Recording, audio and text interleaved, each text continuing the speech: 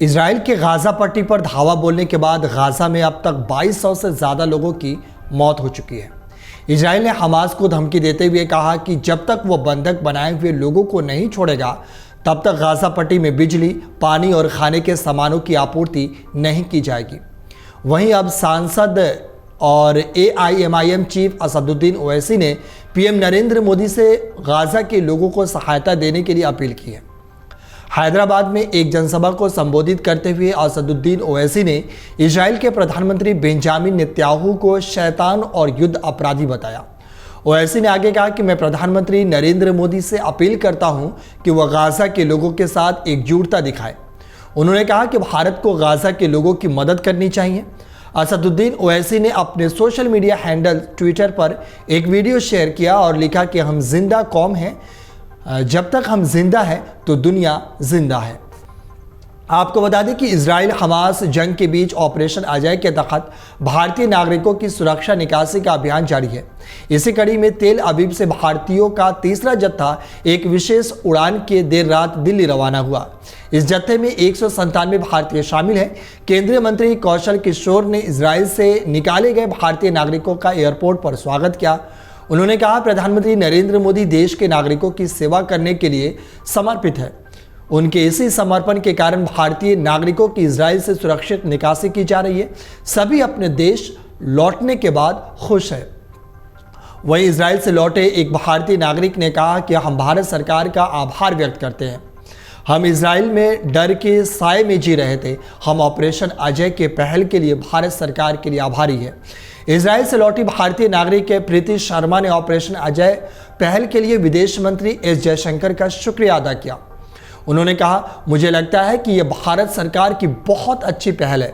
मैं इस पहल के लिए विदेश मंत्री जयशंकर के धन्यवाद देना चाहती हूँ। मुझे लगता है कि भारत उन देशों में से एक है जिन्होंने इजराइल से अपने नागरिकों को निकालने के लिए सबसे पहले अभियान शुरू किया। हमारे परिवार के लोग बहुत खुश हैं।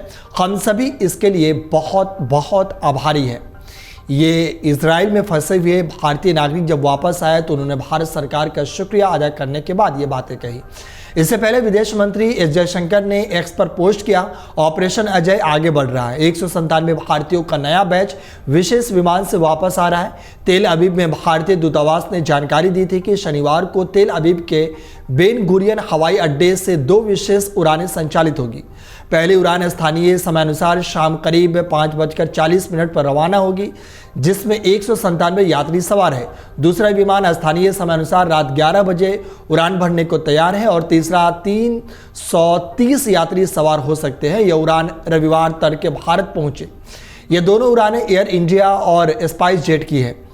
इजराइल हमास संघर्ष के बीच शनिवार देर रात 274 भारतीय नागरिकों को लेकर विशेष उड़ान नई दिल्ली के लिए रवाना हुई थी।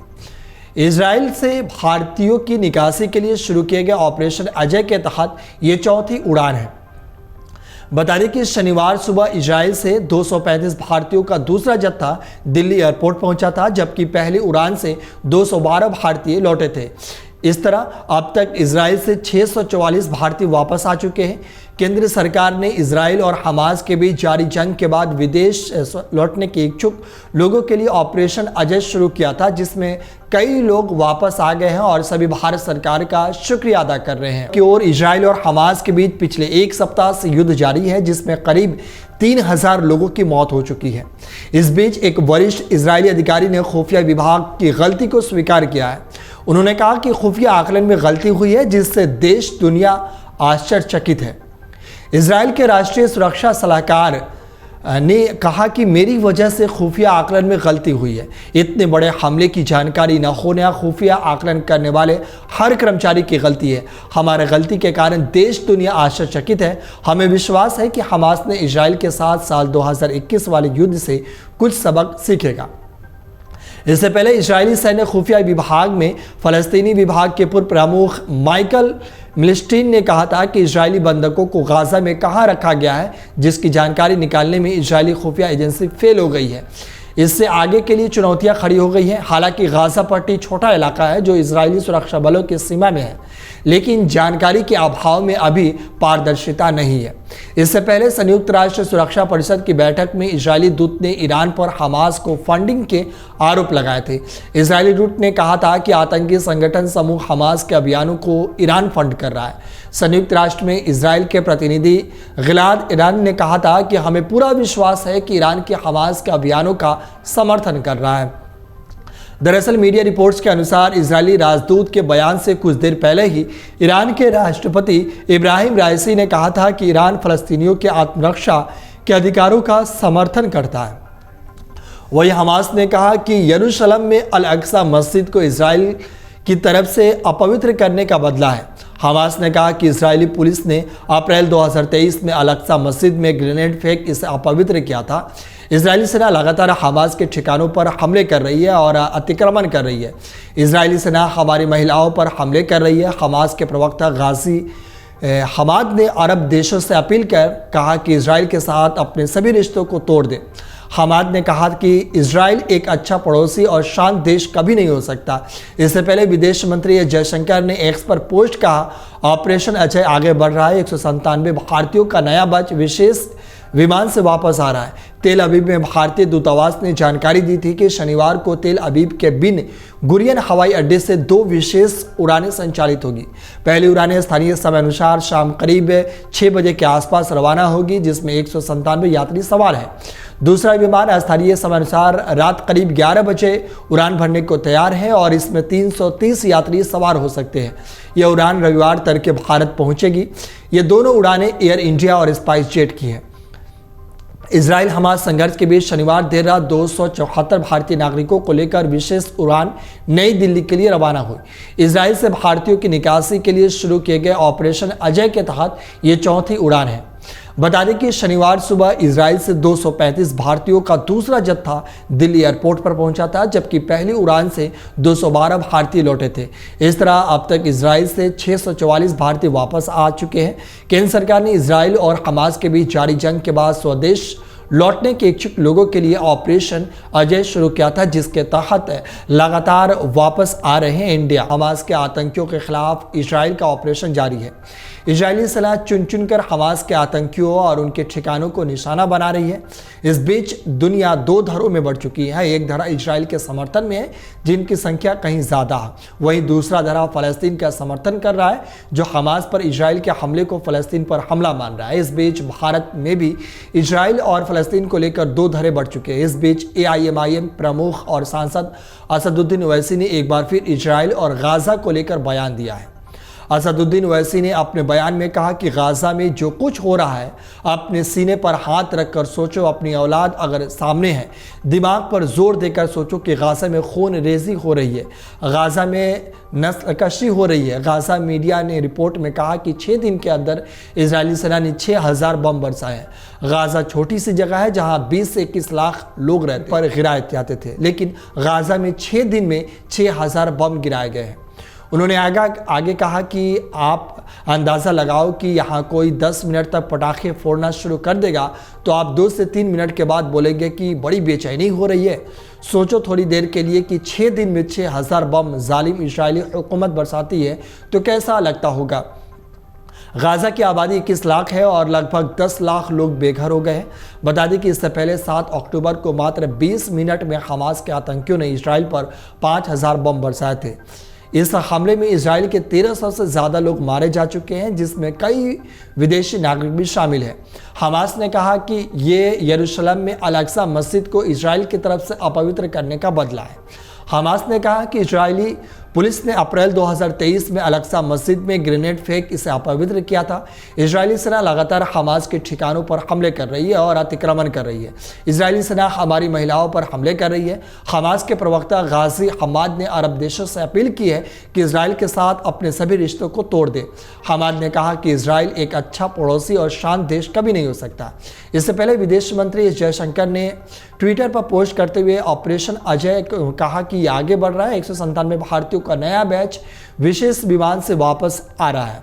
तेल अवीव में भारतीय दूतावास ने जानकारी दी थी कि शनिवार को तेल अवीव के बेन गुरियन हवाई अड्डे से 2 विशेष उड़ान संचालित होगी। पहली उड़ान स्थानीय समय अनुसार शाम करीब 5:40 पर रवाना होगी, जिसमें 197 यात्री सवार हैं। दूसरा ये विमान स्थानीय समय अनुसार रात 11 बजे उड़ान भरने को तैयार है और इसमें 330 यात्री सवार हो सकते हैं। यह उड़ान रविवार तड़के भारत पहुंच सकेगी।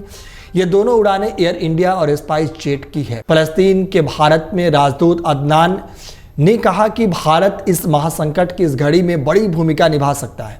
अदनान ने कहा कि पीएम मोदी का इजराइल और फलस्तीन दोनों ही सम्मान करते हैं। मैं पीएम मोदी से अनुरोध करता हूं कि वो कुछ करे।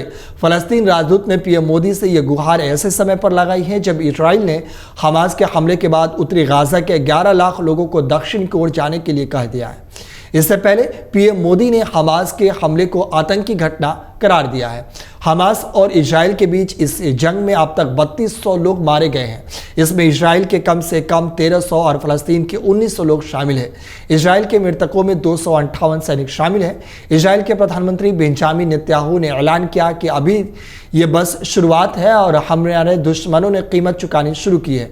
इजराइल ने अपने 3 लाख सैनिकों को गाजा की सीमा के पास तैनात कर दिया है और कभी भी जमीनी हमला शुरू कर सकता है। इस बीच पूरी दुनिया में इस हिंसा को लेकर समर्थन और विरोध में प्रदर्शन हो रहे हैं। इससे पहले पीएम मोदी ने ट्वीट करके हमास के हमलों को आतंकी घटना बताकर साफ कर दिया था कि फलस्तीन के साथ भारत की दोस्ती जरूर है, लेकिन किसी भी आतंकवादी घटना को बर्दाश्त नहीं किया जा सकता। हालांकि भारत अभी भी इजराइल और फलस्तीन 2 देश बनाए जाने के प्रस्ताव पर अभी भी कायम है। इस बीच रामल्ला स्थित फलस्तीनी स्वास्थ्य मंत्रालय ने कहा कि वेस्ट बैंक में इजरायलियों के साथ झड़पों में कम से कम 14 फलस्तीनी लोग मारे गए हैं। फलस्तीनी सुरक्षा सूत्रों ने शुक्रवार को मीडिया रिपोर्ट्स के हवाले से बताया कि फलस्तीनी इस्लामी प्रतिरोध आंदोलन और इजराइल के बीच हिंसा के नए दौर के 7वें दिन नाब्लस, तुर्कमान और हेब्रोन और अन्य वेस्ट बैंक शहरों में झड़पें हुई है। वहीं मंत्रालय ने कहा कि तुलकर्म शहर में कम से कम 5 फलस्तीनी मारे गए हैं। समाचार रिपोर्ट्स के अनुसार इजरायली मीडिया ने कहा कि पुलिस अधिकारियों ने तुलकर्म पास वेस्ट बैंक सुरक्षा अवरोध को तोड़ने के लिए एक प्रयास में 4 फलस्तीनियों को गोली मारकर हत्या कर दी। इस बीच गाजा पट्टी में फलस्तीनियों के साथ एकजुटता दिखाने और गाजा में चल रहे इजरायली सैन्य अभियानों की निंदा करने के लिए वेस्ट बैंक के शहरों में बड़ी संख्या में लोग सड़कों पर उतर गए हैं। वहीं इजराइल हमास संघर्ष के बीच शनिवार देर रात 274 इजराइल भारतीय नागरिकों को लेकर विशेष उड़ान नई दिल्ली के लिए रवाना हुई। इजराइल से भारतीयों की निकासी के लिए शुरू किए गए ऑपरेशन अजय के तहत ये 4थी उड़ान है। बता दें कि शनिवार सुबह इजराइल से 235 भारतीयों का दूसरा जत्था दिल्ली एयरपोर्ट पहुंचा था, जबकि पहली उड़ान से 212 भारतीय लौटे थे। इस तरह अब तक इजराइल से 644 भारतीय वापस आ चुके हैं। केंद्र सरकार ने इजराइल और हमास के बीच जंग के बाद स्वदेश लौटने के इच्छुक लोगों के लिए ऑपरेशन अजय शुरू किया है, जिसके तहत कई सारे भारतीयों को इंडिया बुलाया जा चुका है। और इसी बीच जो जंग है ये खूनी हो गया है और इसी बीच यहाँ के फ़लस्तीन के लोगों ने और वहाँ के दूतावास ने भारत सरकार से अपील की है कि इस जंग में आप कुछ भूमिका निभाइए ताकि इस जंग को रोका जा सके।